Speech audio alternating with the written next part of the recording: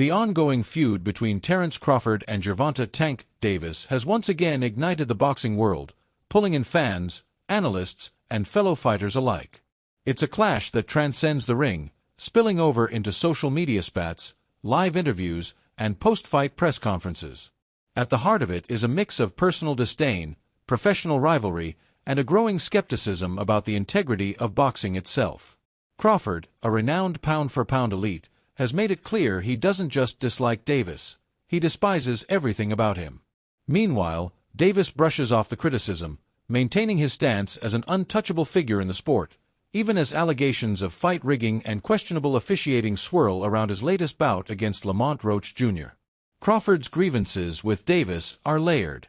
In a recent live interview, he didn't hold back, accusing Davis of hiding behind his power and fame. He painted a picture of a fighter who uses his influence to shield himself from true challenges, suggesting that Davis manipulates outcomes to protect his undefeated record. "He's just one of these little arrogant dudes using what he's got to shield him," Crawford said, his frustration palpable. He acknowledged Davis's skills, his speed, his power, his boxing ability, but drew a hard line at his character. "I respect him as a fighter, but his core personality and his ways?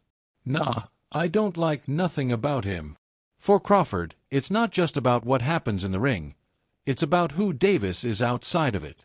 The tension escalated after Davis's controversial fight with Lamont Roach Jr., a match that ended in a draw but left many believing Roach was robbed of a rightful victory.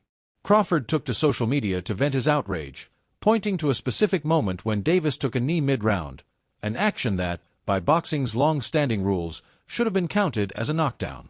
"I never seen someone take a knee and they don't count it as a knockdown," he tweeted.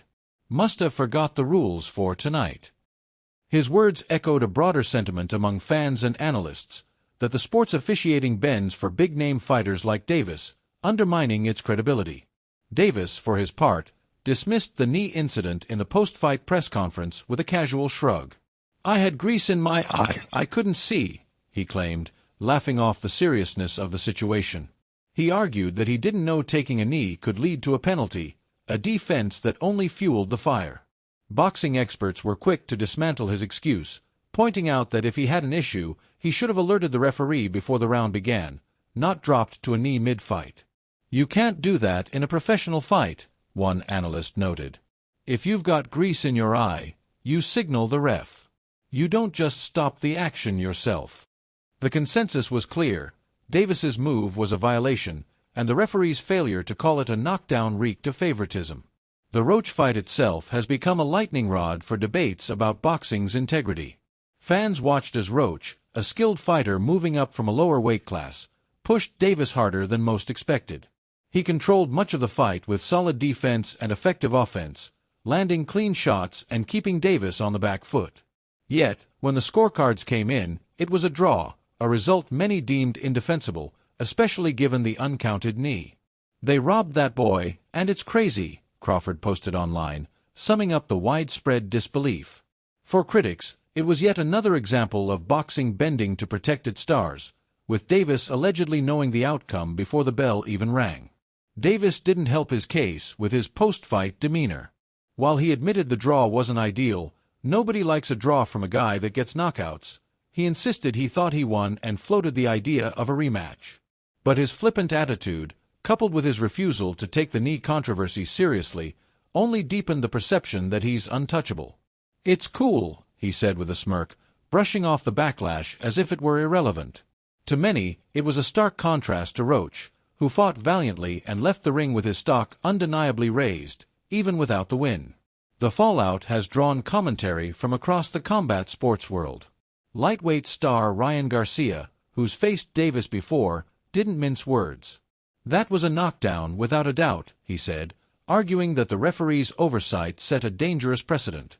"If I'm not feeling good in a fight, can I just take a knee too? They need to do something about it to keep the integrity of the sport." Featherweight champion Shakur Stevenson, another vocal observer, agreed that Roach had the upper hand. "I kind of seen Lamont winning," he said, praising Roach's ring generalship and control. "Tank had good moments, but Lamont was more in charge." Combat sports analyst Luke Thomas offered a more measured take, calling the fight competitive but far from a classic. He lauded Roach for giving Davis his toughest test in 31 pro bouts, especially considering the weight disadvantage. Roach moved up and made Tank miss, landed on him, stayed active, Thomas noted. His stock goes up a significant amount. Still, he didn't shy away from the controversy, agreeing that the knee should have been ruled a knockdown and that the draw felt generous to Davis.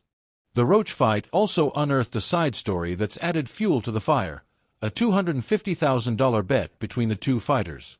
Before the bout, Davis and Roach shook hands on camera, agreeing that if Davis failed to knock Roach out, he'd owe him the cash. Davis didn't deliver the knockout, and Roach has since called him out for not paying up. "Pay that man his money," one commentator urged. "You were confident you'd stop him, you didn't, so settle the bet, or double it in a rematch." Whether Davis will honor the wager remains unclear, but it's another thread in the narrative of his perceived arrogance. Beyond the Roach controversy, Davis's career choices have long been a point of contention.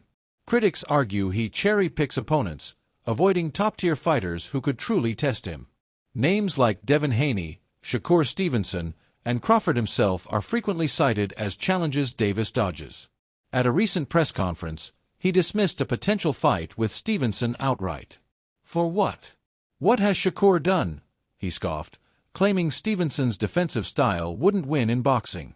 Yet Stevenson, a three-division unified champion and Olympic silver medalist, has arguably achieved more than Davis, who's yet to unify titles or face a murderer's row of elite competition.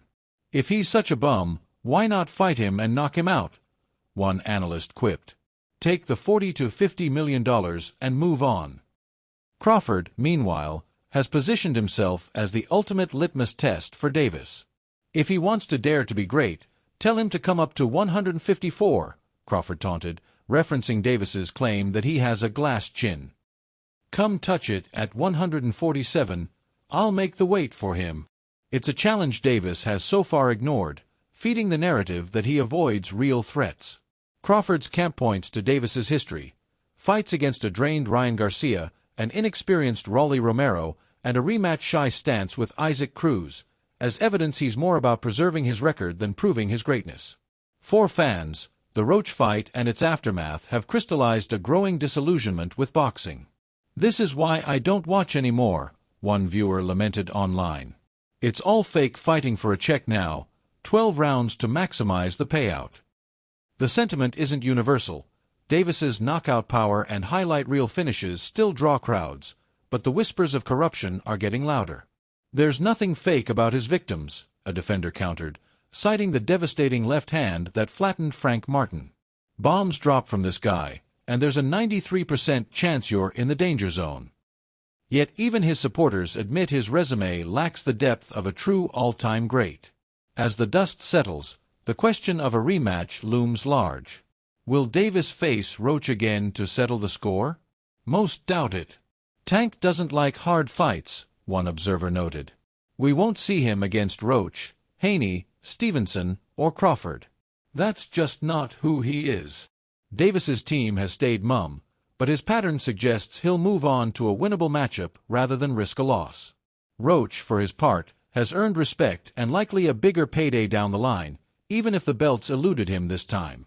Crawford, meanwhile, continues to stoke the flames, using every platform to call out Davis and the sport's flaws. His frustration isn't just personal, it's a cry for boxing to reclaim its honor. Whether that happens, or whether Davis keeps skating by on talent and influence, remains to be seen. For now, the saga rolls on, a messy mix of skill, ego, and controversy that keeps the boxing world buzzing, even if it leaves its integrity hanging by a thread.